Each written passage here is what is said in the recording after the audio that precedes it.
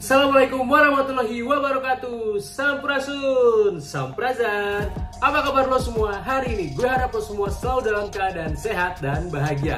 Selamat datang di channel yang membahas tentang ruh, jiwa, dan kesemestaan, terutama tentang peradaban masa lampau yang masih banyak menyimpan misteri kemajuan teknologi yang perlu untuk sama-sama kita ungkap dan kita jadikan pelajaran untuk kehidupan sekarang demi masa depan yang lebih baik. Bersama gue, Angga Genot di sini, and you are watching Next Level Channel.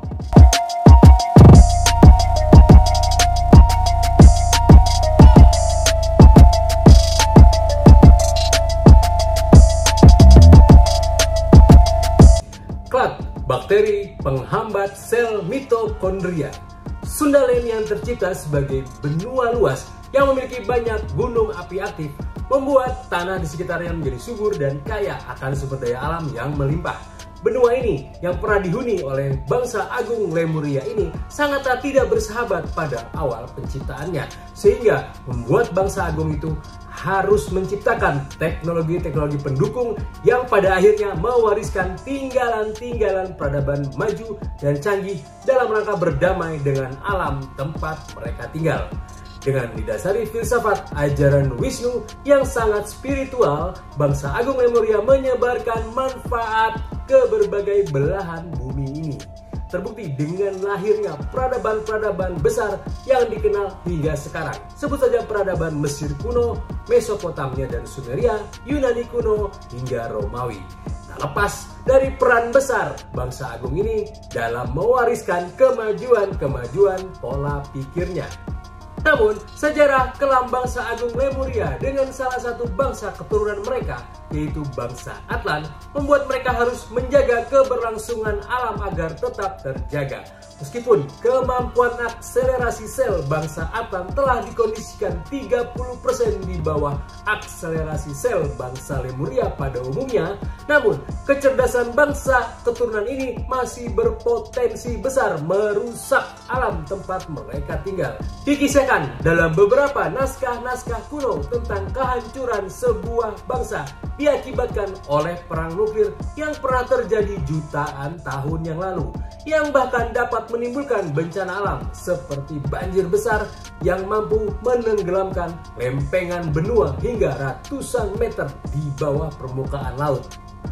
Kekhawatiran bangsa agung Lemuria ini bukan tanpa sebab, karena telah banyak kerusakan yang ditimbulkan di langit maupun di bumi.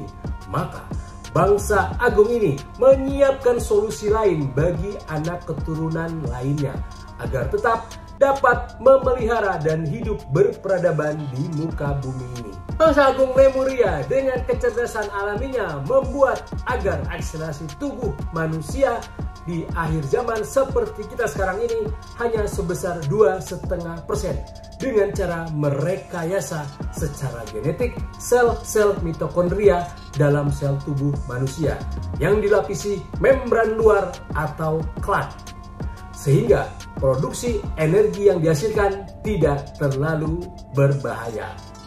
Klat adalah outer membran atau membran luar atau lapisan paling luar yang terdapat dalam sel mitokondria. Mitokondria itu sendiri berfungsi sebagai komunikasi antar sel, respirasi energi, dan seleksi sel, dan yang tidak kalah pentingnya adalah sebagai penghasil energi sel-sel tertentu pada tubuh manusia dalam bentuk adenosin trifosfat atau ATP. Sel mitokondria yang berukuran 0,5 sampai dengan 10 mikrometer ini mempunyai peran yang sangat penting bagi sel tubuh. Struktur mitokondria diketahui memiliki membran ganda, yaitu membran dalam yang terdiri dari lipid dan protein yang terbentuk secara berlipat-lipat.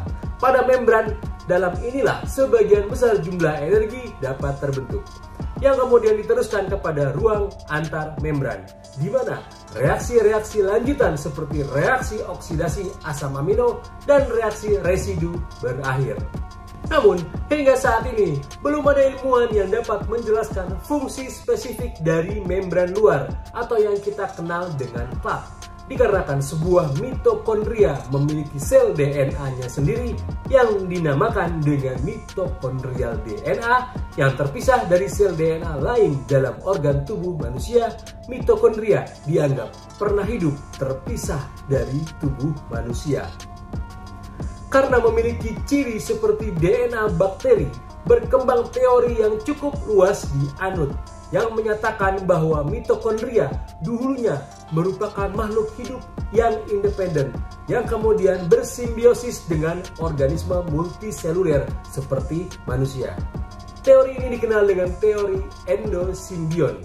Sejalan dengan teori endosimbion itu, ahli DNA dan mikrobiologi Profesor Sengkot Marzuki pernah menyatakan bahwa ketidaktahuannya akan fungsi dari klat ini di sel mitokondria manusia.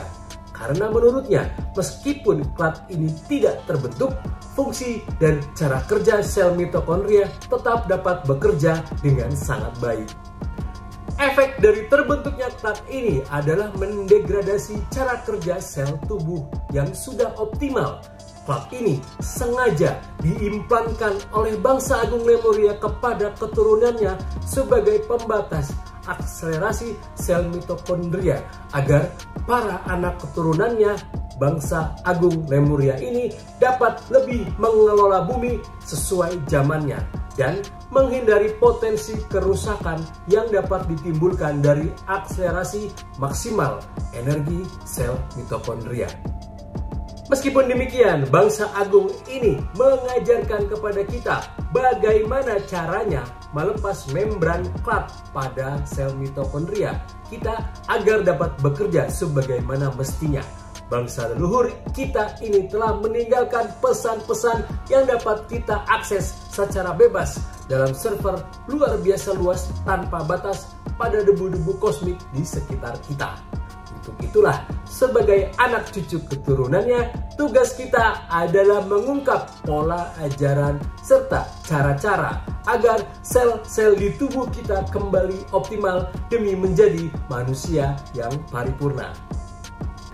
Jadi sekarang semua terserah lo. Lo mau jadi manusia yang hidup dengan doktrin dan dogma, atau mau jadi manusia yang otentik dan berdaulat?